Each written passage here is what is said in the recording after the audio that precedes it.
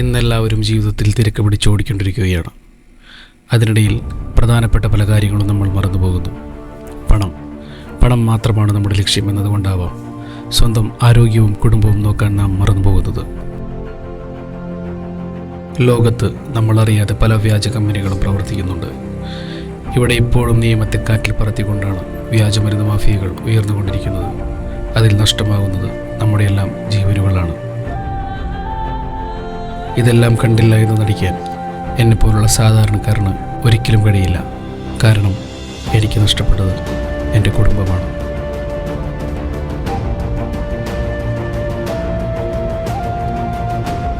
നമ്മൾ പണത്തേക്കാൾ കൂടുതൽ ഏറ്റവും അധികം സ്നേഹിക്കേണ്ടതും വില കൊടുക്കേണ്ടതും നമ്മുടെ ബന്ധങ്ങൾക്ക് തന്നെയാണ്.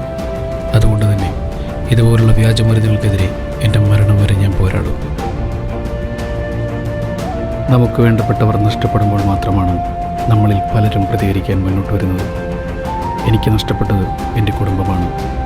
ഞാൻ ജീവനതുല്യം സ്നേഹിച്ച എൻ്റെ ഭാര്യയും മകളും.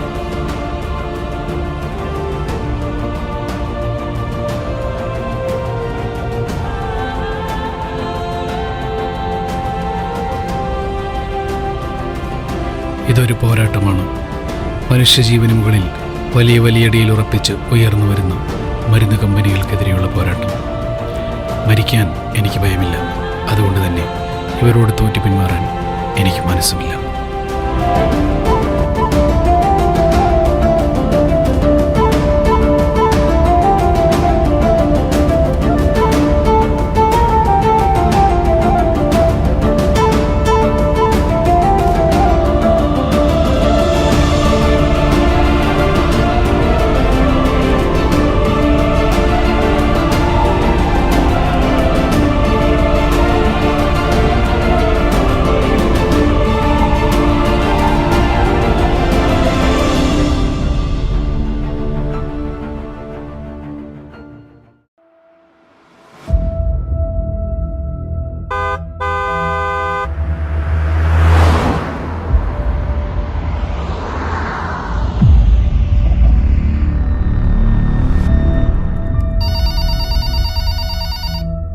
Hello, AB hospital. ചെക്ക് ചെയ്തിട്ട് പറയാം.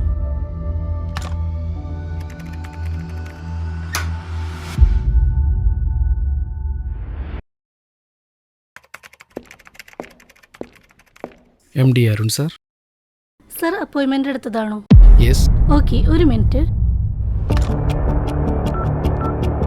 സർ, ഒരു അപ്പോയിൻമെൻ്റ് ഉണ്ട്. ഓക്കെ, ചെന്നോളാൻ പറഞ്ഞു. Okay, thank U.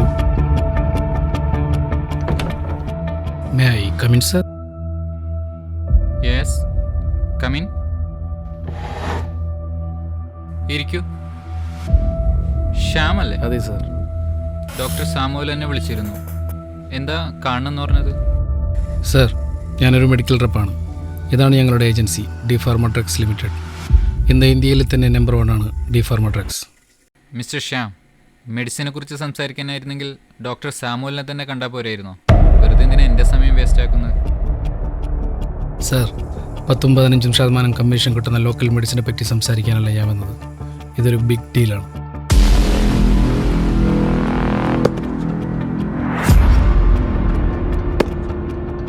Life time settlement. ഇതാണ് ഡി ഫാർമ ഡ്രഗ്സിൻ്റെ പ്രൊഡക്റ്റുകൾ.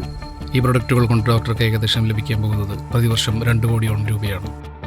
വാട്ട്? താൻ എന്താ ഉദ്ദേശിക്കുന്നത്? ഡി ഫാർമ തുടങ്ങിയിട്ട് 3 വർഷമേ ആവുന്നുള്ളൂ. ഈ 3 വർഷം കൊണ്ട് കമ്പനിയുടെ ടേൺ ഓവർ കോടികളാണ്. ഇന്ത്യയിലെ പല സംസ്ഥാനങ്ങളിലും ഡി ഫാർമ ഇന്ന് പ്രവർത്തിക്കുന്നുണ്ട്. അത് മൾട്ടി സ്പെഷ്യാലിറ്റി ഹോസ്പിറ്റലുകളെ മാത്രം കേന്ദ്രീകരിച്ചല്ല, മറിച്ച് അവിടുത്തെ ലോക്കൽ പ്രൈവറ്റ് ഹോസ്പിറ്റലുകളെ ടാർഗറ്റ് ചെയ്തിട്ട് കൂടിയാണ്. ഇത് കുട്ടികൾക്കുള്ളൊരു ആൻറ്റിബയോട്ടിക് മെഡിസിനാണ്. ഇതൊരു കുട്ടി കുടിച്ചാൽ നമുക്ക് ലഭിക്കുന്നത് ആ കുടുംബത്തിലെ മുഴുവൻ അംഗങ്ങളെയുമാണ്. ഡോക്ടർക്കൊന്നും മനസ്സിലായില്ല അല്ലേ? ഈ മരുന്നിൽ അടങ്ങിയിരിക്കുന്ന കണ്ടന്റ് അസുഖം ഒരാളിൽ നിന്നും മറ്റൊരാളിലേക്ക് സ്പ്രെഡ് ചെയ്യാൻ സഹായിക്കും. കുട്ടികളിലും പ്രായമായവരിലും ഇമ്മ്യൂണിറ്റി പവർ വളരെയധികം കുറക്കും. സാധാരണ രീതിയിൽ വർഷത്തിലൊരിക്കൽ വരുന്ന പനി, ചുമ എന്നുള്ളത് 2-3 മാസം കൂടുമ്പോൾ വന്നുകൊണ്ടിരിക്കും. ഇതുമൂലം മെഡിസിൻ്റെ വിൽപ്പന മാത്രമല്ല കൂടുന്നത്, ഹോസ്പിറ്റലിൻ്റെ ബിസിനസ് കൂടിയാണ്. മിസ്റ്റർ ശ്യാം, ഒരു ഡോക്ടർ എന്ന് പറഞ്ഞാൽ ആരാണെന്നറിയോ തനിക്ക്? ഒരു മനുഷ്യൻ്റെ ആരോഗ്യം ആരോഗ്യകരമായി നിലനിർത്താൻ സഹായിക്കുന്ന ഒരു വ്യക്തിയാണ് ഒരു ഡോക്ടർ എന്ന് പറയുന്നത്. അല്ലാതെ താൻ പറയുന്ന പോലെ ആളുകളെ കൊന്ന് പണമുണ്ടാക്കാൻ ഇരിക്കുന്നവരല്ല ഞങ്ങൾ.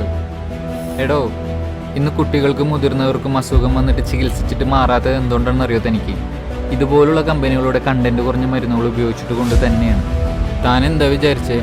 ഞാൻ ഈ ഹോസ്പിറ്റലിൻ്റെ ഒരു ഡോക്ടർ മാത്രമല്ല, MD കൂടിയാണ്. നാളെ ഇത് പുറത്തിറങ്ങിയാൽ ഞാൻ അകത്ത് പോകേണ്ടി വരും. അതുകൊണ്ട് താനിതൊക്കെ എടുത്ത് വേഗം സ്ഥലം കാലിയാക്കും. ഡോക്ടർ, പെട്ടെന്നൊരു മറുപടി പറയണമെന്നില്ല. ഞാൻ പറഞ്ഞില്ലേ, ഇതൊരു ചെറിയ ഡീലല്ല, ബിഗ് ഡീലാണ്. ഒരാഴ്ചക്കാലം മുഴുവൻ സുഖമായി ജീവിക്കാനുള്ള പണം doctor clinic. By doctor.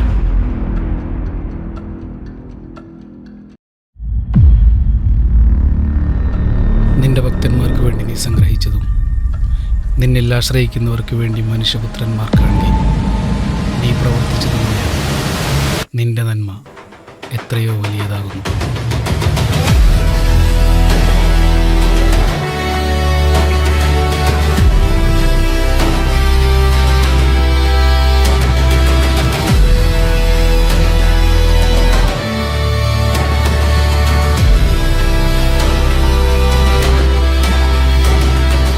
Hello David.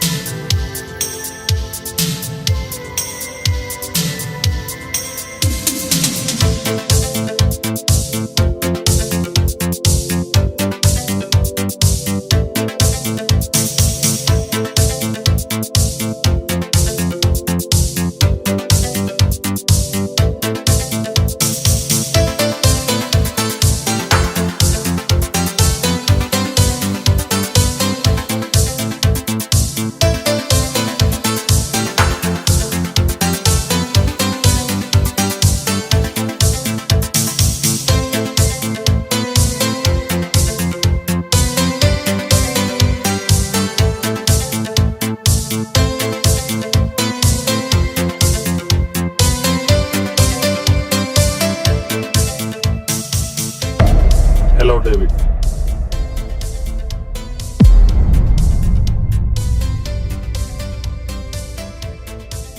കാര്യങ്ങൾ അനുസാരമാക്കി കാണുന്നത് കൊണ്ടാണ് ഡേവിഡ് നിനക്ക് തെറ്റുപറ്റുന്നത്. മനുഷ്യബലിക്ക് വേണ്ടി മൃഗങ്ങളെ വളർത്തിയിട്ട് കാര്യമില്ല. Look, David, as I told you, it's a big deal. ഒരു സോളമൻ വിചാരിച്ച തകർക്കാൻ പറ്റുന്നൊന്നല്ല ഡേവിഡിന്റെ സാമ്രാജ്യം. The real deal is always a big deal.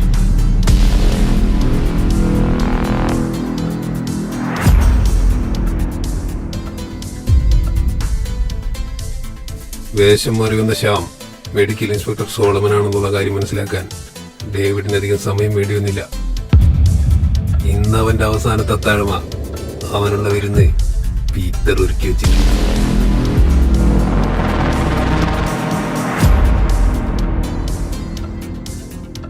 മനുഷ്യനെ ബലി കൊടുക്കാൻ മൃഗങ്ങളെ വളർത്തുന്നതിനാണെന്ന് ഓമറിന് ഇപ്പോ മനസ്സിലായി കാണും. I trust you and finish all the bloody roles. Goodbye, David.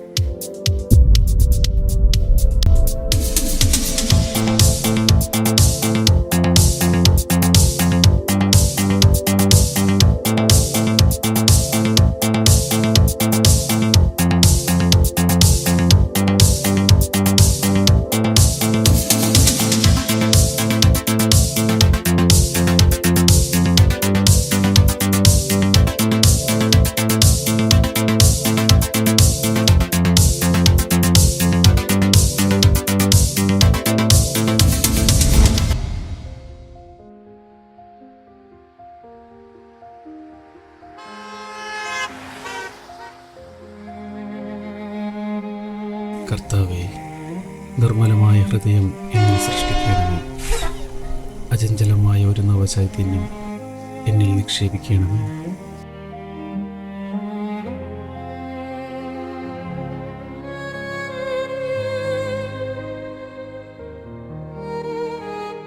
മുൻപിലും പിൻപിലും അവിടുന്ന് എനിക്ക് കാവൽ നിൽക്കുന്നു. അവിടുത്തെ കരങ്ങൾ എൻ്റെ മേലുണ്ടാകണമേ. ഫാദർ, ഈശോമിശിഹായെ സ്തുതിയായിരിക്കട്ടെ. ഇപ്പോഴും എപ്പോഴും സ്തുതിയായിരിക്കട്ടെ. സോളമ, ദൈവം മനുഷ്യന് മറവി നൽകിയിരിക്കുന്നത് വിഷമുള്ള കാര്യങ്ങൾ ഓർക്കാതിരിക്കാനും കൂടിയാണ്. കർത്താവിൽ ആനന്ദിക്കുക, അവിടെ നിന്റെ ആഗ്രഹങ്ങളെല്ലാം സാധിച്ചു നൽകും. ഫാദർ, എൻ്റെ ആഗ്രഹങ്ങളെല്ലാം എന്നേ മരിച്ചു മണ്ണൊടിഞ്ഞതാണ്.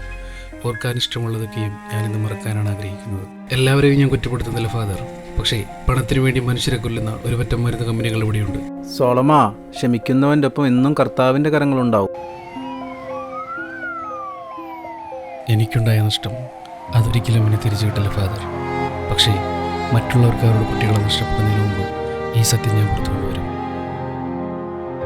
എൻ്റെ ആൻസി മരിക്കുമ്പോൾ ഞങ്ങളുടെ മകൾക്ക് 2 വയസ്സ് മാത്രമാണ് പ്രായം.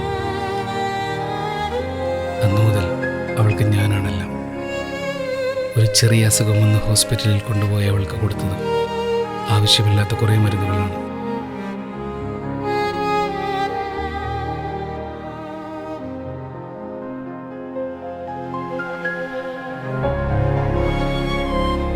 ഇതേ നിലവാരമില്ലാത്ത മരുന്നുകൾ തന്നെയാണ് ഞാൻ എൻ്റെ മോൾക്കും കൊടുത്തിരുന്നത്.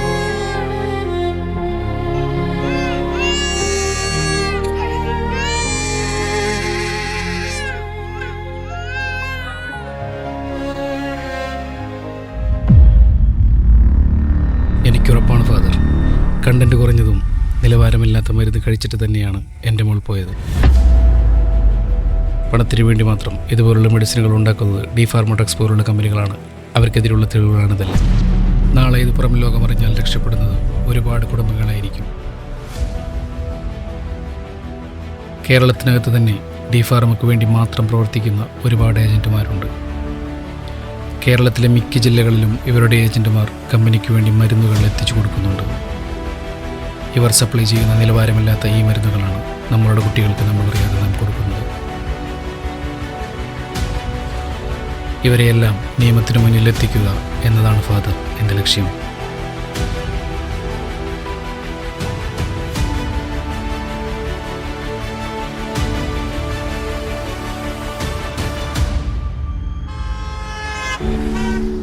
കർത്താവ് പറഞ്ഞിട്ടില്ലേ ഫാദർ, നിനക്കായ ദൈവം ഒരു സമയം കരുതിയിട്ടുണ്ട്.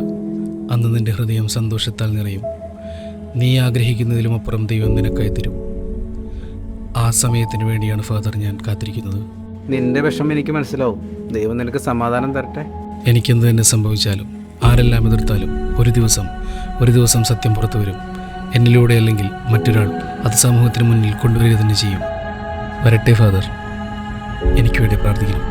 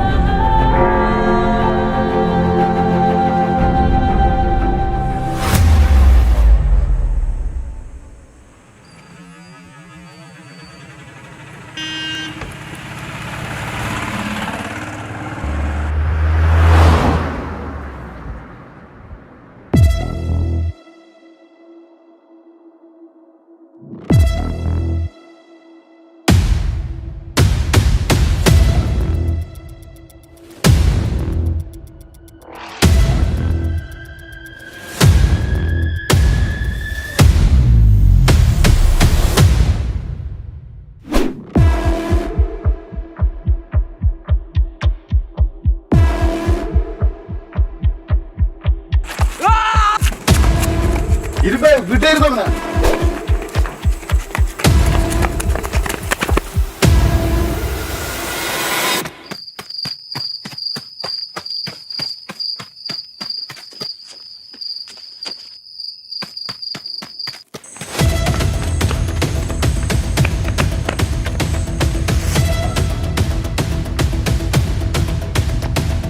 എവിടവൻ? നീ അവിടെ നോക്ക് പോ.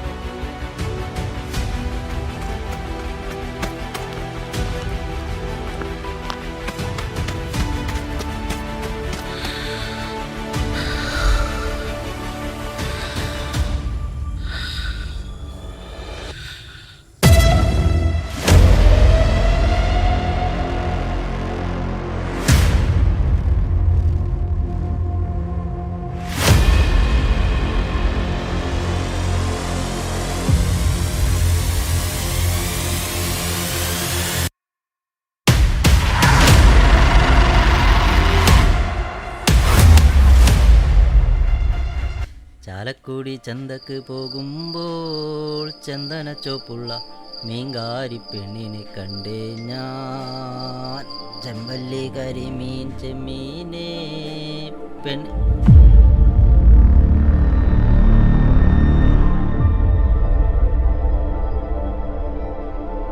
നിങ്ങൾ ആരാണെന്നോ ഏതാണെന്നോ എനിക്കറിയില്ല. നിങ്ങളുടെ കയ്യിലിരിക്കുന്ന ഈ ഫയലിന് എൻ്റെ ജീവൻ്റെ വിലയുണ്ട്. ദയവ് ചെയ്ത് ഈ ഫയൽ ഇതിലെൻ്റെ സഹോദരൻ ശ്യാമിൻ്റെ അഡ്രസ്സിൽ എത്തിച്ചു കൊടുക്കുമെന്ന് പ്രതീക്ഷിക്കുന്നു. എന്ന് സോളമൻ.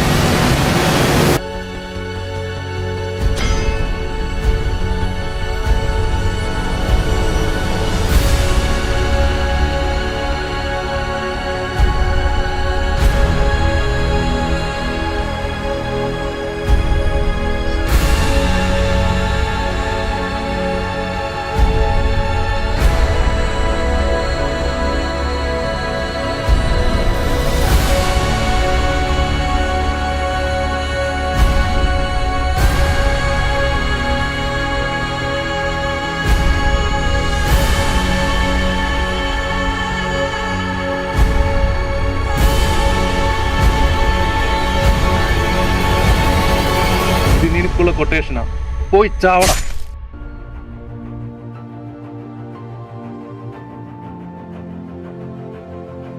ഫാദർ, എനിക്കെന്ത് തന്നെ സംഭവിച്ചാലും ആരെല്ലാം എതിർത്താലും ഒരു ദിവസം സത്യം പുറത്തു വരും.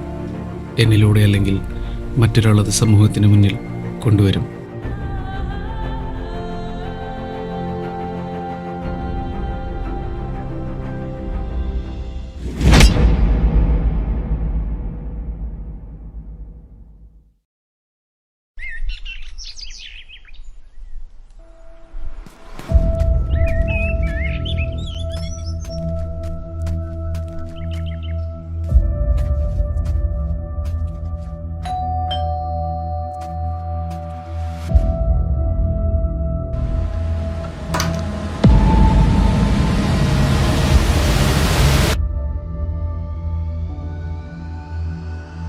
സോളമന്റെ സഹോദരൻ ശ്യാമല്ലേ?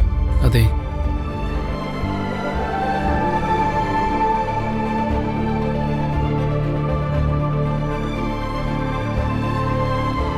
ചില സത്യങ്ങൾ അങ്ങനെയാണ്. നമ്മളെങ്ങനെയൊക്കെ മൂടി വെക്കാൻ ശ്രമിച്ചാലും എത്ര തന്നെ ഒളിപ്പിക്കാൻ നോക്കിയാലും അത് പുറത്തു വരിക തന്നെ ചെയ്യും.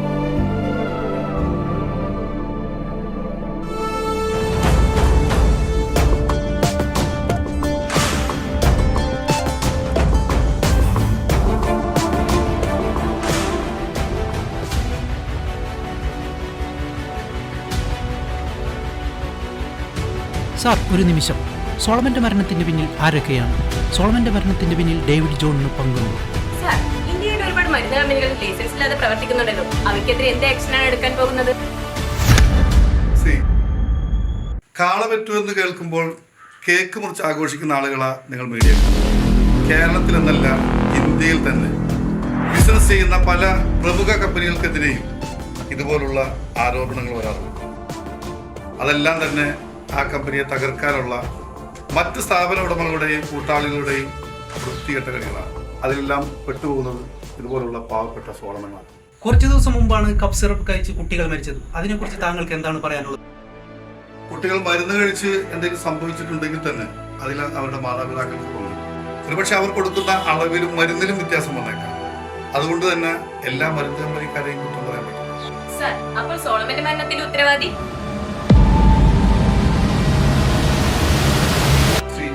ഇത് സോളമന്റെ പോസ്റ്റ്മോർട്ടം റിപ്പോർട്ടാണ്. ഇത് പ്രകാരം അയാളുടെ മരണം തികച്ചും ആത്മഹത്യ തന്നെയാണ്. ബാക്കിയുള്ള കാര്യങ്ങൾ പോലീസ് അന്വേഷിക്കും. Sorry, no more question. Thank U.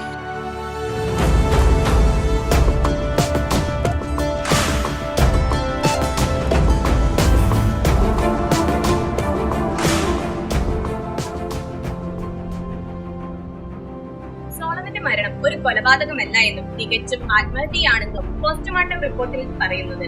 Solomon എന്തിനു വേണ്ടിയാണ് ആത്മഹത്യ ചെയ്തതെന്നും സോളമന്റെ കയ്യിലുണ്ടായിരുന്ന തെളിവുകൾ എന്തെല്ലാമാണെന്നും അറിയേണ്ടതുണ്ട്.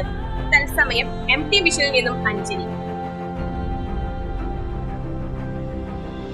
സമൂഹത്തിൽ പല കാര്യങ്ങളും ഇങ്ങനെയൊക്കെയാണ്. അനുഭവങ്ങളിൽ നിന്ന് മാത്രമേ പലതും നമുക്ക് മനസ്സിലാക്കാൻ സാധിക്കൂ. എൻ്റെ സഹോദരൻ സോളമന് സംഭവിച്ചത് നാളെ നിങ്ങൾക്കും സംഭവിക്കാം. അബ്ദുൽ കലാം സാർ പറഞ്ഞതുപോലെ 1000 വട്ടം ഉറക്കി വിളിച്ചു പറഞ്ഞാലും നമ്മളെക്കുറിച്ച് നമ്മൾ പറയുന്ന സത്യത്തേക്കാൾ ഈ ലോകം വിശ്വസിക്കുന്നത് മറ്റുള്ളവർ പതുക്കെ പറയുന്ന കള്ളത്തരങ്ങളായിരിക്കും. എല്ലാവർക്കും നല്ലത് മാത്രം വരട്ടെ.